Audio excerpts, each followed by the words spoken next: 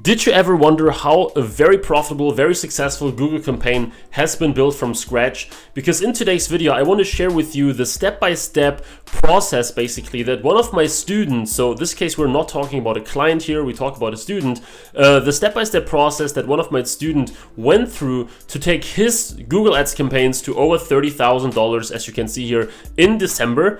And the great thing about it is not the sales volume. I mean, the sales volume 1,000 per day is pretty cool, but over 600% ROAS on average was what makes this whole thing so amazing to me, where I decided, okay, I want to make a little video about it and share his ways basically. Of course, not every single tiny detail, but I want to show you like the strategy, what he did step by step. And when he sent me this success today, and he was like, hey, I went through the numbers and I forgot to tell you about this massive thing here, I was just like, hey, okay, I need to create a little video about this. And yeah, without further ado, without talking too much, let's get into this. And first of all, I want to tell you how his store looks like, or like what his store is like. Is it a general store, a niche store, whatever? And then in the next step, I want to talk about the Google Ads setup, because I pretty much know what he did, as he asked me questions several times in the Facebook group of the training. So he asked questions, I went back to him, helped him out, so I pretty much know what he did. So this being said, let's start with the ground setup of this whole thing, right? With the ground setup of his store. And I can say that the setup looks like this. It was a high ticket niche store. And guys, before you now freak out and say, oh, I have a general store, this won't work for me, it's not absolutely necessary. So yes, it helps, because I believe high ticket niche stores is the best and easiest way to make massive sales and profits in 2018, but it's especially now in 2019. So this is not mandatory, but it's very helpful. He had Google Analytics, Hotjar, and of course Google Ads in place. Very important. They will be used in the strategy later on. And he had a well-built store that focuses less on conversion hacks and more on aesthetics and professionalism. I know I talk about this all the time as well. This is definitely something where you need to work on, guys. If you don't see massive improvements in your store and you are like, hey, I'm just struggling around, and you are putting all your focus into your ads, but your store literally looks like shit, this is the thing where you can attack. This is where you can really improve. And I know it sounds tedious. You rather want that one tiny little Facebook hack that is way easier to do, but building a very well-designed and well-built store is definitely what takes you from here to here, and not like twisting that tiny little Facebook hack around. And then last but not least, his store had around 50 products. So it was a niche, and within that niche he had 50 products, which means people could choose from a variety of different products in that niche. So if someone was interested in that niche, he basically could find any product within that niche, or any product that pleased to him in his store. As I said, it's not mandatory. If you have a general store, the strategy might work, but it may work way less effective. Nonetheless, you want to definitely stay here and have a look what we did, or what he did, and with some of my help. So let's move on to the Google Ads strategy. And his Google Ads strategy looked like this. Now, it's not exactly chronological, but the first step, so the beginning, was that he created one big shopping campaign with all 50 products in it, besides like color variants. Now, I talk a lot about how you should go with 10 to 20 products. The reason why in his case 50 products were a pretty good idea is, first of all, he started with $40 in daily budget. Now, I say quite a lot that if you have 50 products that you want to test at the same time, a $50 per day budget makes a lot of sense. If you want to test $100 products at the same time, $100 per day makes a lot of sense. So in his case, he had $40 testing 50 products, but the main reason for this is that the products were so similar that let's say you click on one of his products and don't buy it, and then you maybe click on a few others, but then you buy one of them, he was not really that delusional. So when you have 50 totally different products, you will never find out what's working, because you get 3 clicks here, 5 clicks here. But because his products were so similar, it is way easier to test so many at once, because yeah, people might have looked at several of them at the same time because they were all in the same niche and they were so similar. Also, it reduces the chance of missing consumer taste in a category. It's very, very important, something very few people do. If you have one category only, one very specific niche, if you do it with a lot of products on shopping, people can suddenly, check out, oh, do I like this product? No, but I like this one. With traditional shopping, if you have 50 products in your feed that you're advertising in one campaign, chances are that you are not making sales because they just didn't like the product. They probably were interested in that niche, and this is why they were looking for that product on shopping. But because you only advertised or you only showed them one single product, it's like, you hope that you will hit their taste. And they had a look at it, they didn't like it that much, they left. But in his case, he had a lot of products within that same niche, so technically they could literally find 5 of his products in Google Shopping and they could check them one by one or navigate inside his store. This is what gave him a massive leverage. Then, sure, feed optimization to the max, right? He really, I don't know how often he told me that he went through his feed. It definitely took him several hours to fine tune it, and this is definitely what helps if you want to stay competitive in Google Shopping, if you want to squeeze that extra CTR out, that extra CPC, if you want to get your CPC down, this is what you need to do. Won't talk about that too much here because this is a whole training module for itself. Then he was testing a search campaign at the same time because he sent people to a category on search. So basically what people were doing on shopping, getting to different pages or different products within the store, he was doing it all centralized in search again. So besides the shopping campaign, he was running a one ad group search campaign where then he'd send people to his category page, right?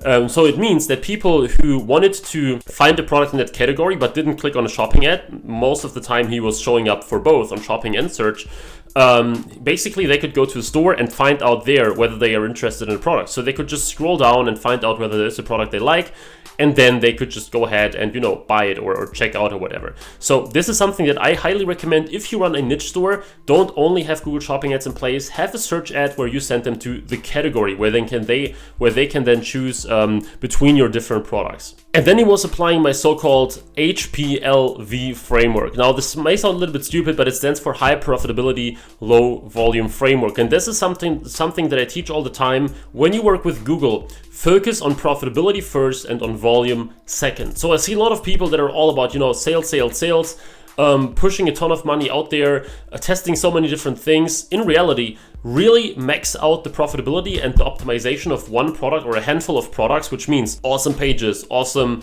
copywriting, everything maxed out so that you start with a tiny volume, maybe just 2 sales a week, right? Or 3 sales a week, maybe even 1 sale in the extreme. And then you max this out and you gradually increase the volume. So of course there is many more details to that framework. But for now, it's starting small but profitable, or as profitable as possible, and then scaling up. Instead of doing the opposite, being profitable, but then as soon as you go, you totally crush it and you totally go down and you lose hundreds of dollars all the time.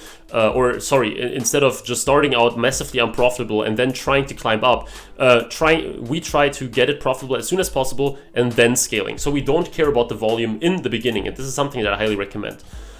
And then in the second step, he eliminated all the keyword waste from scratch. So if you run a Google Shopping campaign, you should check your keyword search terms every single day. I've talked about this multiple times. The important thing here is, guys, that you do it immediately, that you don't wait until you get your first 100 search terms, because this may already be the time where you wasted $50 on irrelevant searches. So what you should do is you check your search term report as soon as you get search terms, and whenever you see something that is obviously not useful for your business, you exclude it, because the earlier you exclude a keyword, the more money you will save. I've literally seen accounts where they wasted thousands of dollars on keywords that were totally useless for their business. Don't let your money be drained from day one. This is so important because as soon as you do it, like I said, it just massively helps you. And another very important point is, don't make very big guesses here. If there is a keyword that might be helpful for your business, but it didn't result in a sale after 3 clicks, obviously you don't cancel it. The only time where you cancel or where you exclude a keyword, it's when it's massively unprofitable after a lot of clicks, or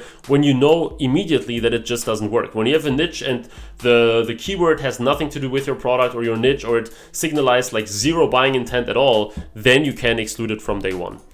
Also, sales indicating products get isolated for better testing. As soon as there was something that seemed just a little bit promising, when there was a product getting 3 add to carts, especially when it's a high ticket product, when there was a product where people spend 2 minutes time on, when there's a product that people, they just visited 5 different pages, which means this, or that they checked the product out, they went to another page, they checked the product out again, which showed us they were really interested in that product. He was putting it into a separate campaign. So not only when it was successfully making sales, but when it showed some sort of promising results. again, with a niche store, of course, this is way more viable. If you sell a product for $500, you can do it on a like sale to sale basis. If you sell something for 10, of course, you don't do that for like a single $10 sale or something. Also, he was testing a search campaign to sending people to a category kill, and if this search campaign, as I said, if it didn't perform that well compared to shopping, he was just canceling it. So he tried it every now and then with different copies, different ads, different keywords, and he always checked whether they work better than his search campaigns, because you shouldn't always only rely on on shopping. I'm getting the stuff messed up here. When he tested shopping against search, because sometimes search was outperforming, and you definitely have to try it out, because sometimes really the sales are in the search, and if you only do shopping, you miss them out. But if you see that they're massively outperforming one or the other, then you should consider pausing the underperforming one. And remarketing is huge on high ticket, but also Google Ads in general. So you definitely have to remarket on Google, because people expressed interest already. They wanted to buy your products, but they didn't for whatever reason. So remarketing is extremely important, especially on high ticket, but also on Google Ads in general. And you should remarket on Google itself, but also consider remarketing on Facebook. So don't only remarket on Google just because you are advertising on Google.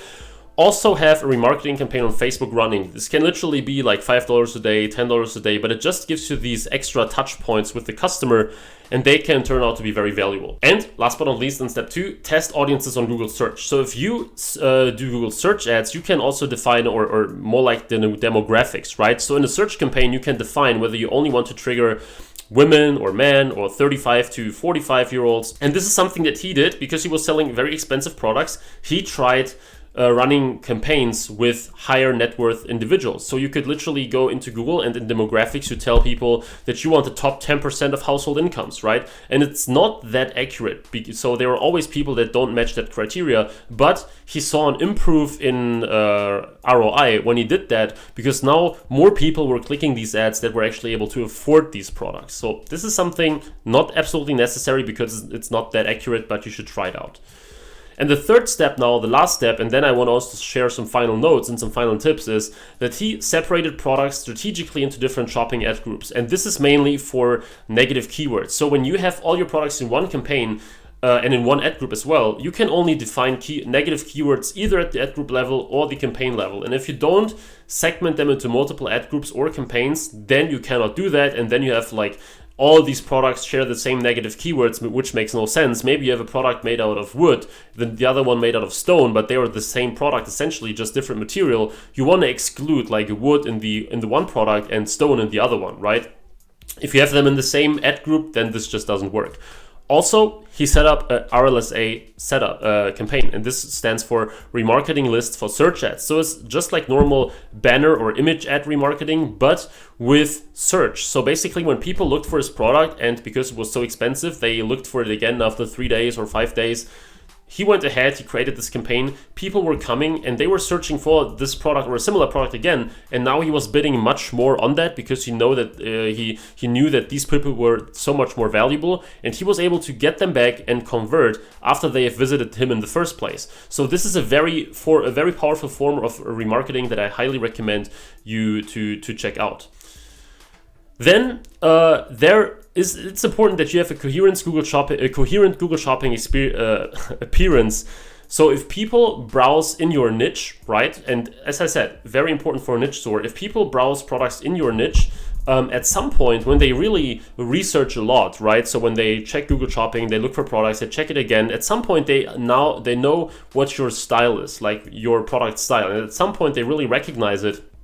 And you will see that people get familiar with your products and your store. So if you have a niche store, especially in the high ticket space, have that coherent Google Shopping appearance. So similar pictures. It makes a lot of sense if your products come from just like 1, 2, or 3 suppliers and they have very similar pictures, because this gives you that better look. But even more important than having coherent pictures, of course, is that you have super high quality ones that ideally also separate themselves from the competition. And then he had a landing page that included the following elements and not much more: live chat, FAQ, and high resolution images. So of course, pictures, from time to time he had a video, but not that often actually, and of course there were some navigations, etc. But the product page literally consisted of these three things: a description that was short but very concise, to the point, quality. It sounded like an expert created this description in combination with a marketing guy, kind of, but very short, to the point. Live chat, FAQ, high resolution images, no fake urgency, no scarcity, no timers, no sales notifications. Now, this doesn't mean that you cannot use them at all, right? But you should use them strategically. So you shouldn't just go ahead and have discounts all the time for every product and urgency all over the place. This is almost impossible if you have a high ticket store, but even if you don't, I don't believe in these things, at least not if you overdose them. So his store was super clean, and I mean, the results speak for themselves. He used it in that way, very simple, and he didn't hire like a super fancy developer or designer to build a massively unique store, right? It was just focusing on the main thing. And now I want to give you just some final notes, some general like tips and hints and things to remember. So first of all, it can be applied to any niche. High ticket is ideal. As I said, niche store is very important here, but it can also be applied to general stores. So I should have probably written can be applied to any e-commerce business, basically. But best if you have high ticket niche. Niche is still good. General store, it works, but it's far less effective than with high ticket niche stores. Also, give products time to be fully profitable. Don't expect the winner to arise from day one. Improve your landing pages, your bidding, your keywords, your ads, your copy. So what I see a lot of people doing is they create a product. If it doesn't give them massive sales and profits after 3 days, they think it's not a winner. They keep on testing. The point is, a product usually isn't a winner from day one. It happens. Sometimes it happens and it's awesome. But very often, at least, I've seen hundreds of these products that went very well after we tested and improved them for like literally weeks sometimes. Of course, you need the proper budget, and it's not always possible, but if there is a product that doesn't look totally bad, give it some time, give it some optimization, find out what people are responding to, check their page sessions, check all these things. I just had a message from another student that was, after weeks and weeks and weeks of testing his same set of products, changing some things here, some things there. Suddenly, he was really, from like one day to another, he was making 30 sales, 40 sales in 1 or 2 weeks or something like that. And he was also in a fairly high ticket, so over $200 the majority of his products. But previously, he really was only optimizing, struggling, and he was, thinking several times to switch his niche, basically. And I was like, no, don't do that. And now, basically, it paid off, and it's working out. The point is, don't think it happens overnight. Don't think a winning product has to be a winning product from day one. As soon as it signals some sort of good data or good, basically good metrics, then think about further optimizing it and getting more out of it. So, as I said, don't niche jump. It took that particular client or student, in this case I wrote client, of course, as I said, it's a student. It took that student around 2 to 3 months to hit that volume and profitability. So to get to that over 30,000, that over 600% ROAS, which is insane, he was working on a store for that time. He was making some profits in the meantime, so it was never a terrible store, but hitting that crazily profitable milestone was only after that time of twisting, of testing, of optimization. And of course, you could always have, there was always a time to jump niches. You could always say, oh, it's going okay, but I want more, and switch the niche. He didn't, and now he's hit this massive milestone, and this is what you should do as well. It's something that I also mentioned in my 2019 video for e-commerce. One of the most important things to do in e-commerce 2019, or better not to do, is niche jumping. People that jump niches too quickly, too early, too often, they have a massive disadvantage over those that are like heavily focused on a niche, constantly improving, optimizing, and getting familiar with it, and then scaling.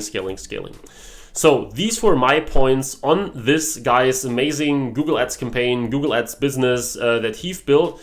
I'm super proud of that, and I really appreciate that he shared this with me. Of course, I was part of the journey through all this communication and stuff, but when he told me about this milestone, I was super pumped, and I think you know, there are many occasions where people come to me, whether it's clients or students, and I think about making a video about it, and I did so several times, but this now really was something where I thought, okay, this would make a really good video here. I hope that you like it. I hope that you enjoyed it. Of course, I wasn't able to, you know, show you step by step all the products that he sold and the campaigns that he created. I still hope that you were able to follow well, that it helps you in your business. Some of these things have been said in other videos of mine before, but I hope that this whole thing put together gives you like another good idea of what happens. It was not super technical, but I hope that it was still something actionable that you can now do in your business too. If you want to learn everything that there is about Google Ads and follow these guys' steps and, you know, all these things that led to the success, basically, make sure that you check out the eCom PPC Academy in the description as well. I'm about to make the full 3.0 update in January, and then we will increase the price. But for now, you can still get it at the current price. And even if I post all the massive updates and roll out the new version this month, you will still be able to get it for the current price, and you will of course get the whole update for free. So thanks a lot for watching, guys. I really hope that you got something of value out of here today. Please subscribe if you want to see more, and leave a like if you enjoyed this. Thanks for watching that long. I know that this video actually took longer than I thought it would, and I'm looking forward to see you in the next video. Let me know in the comments what your current Google Ads strategy looked like, if you run a general store or a niche store. And yeah, as I said, I'm looking forward to see you in the next video, guys. Bye-bye.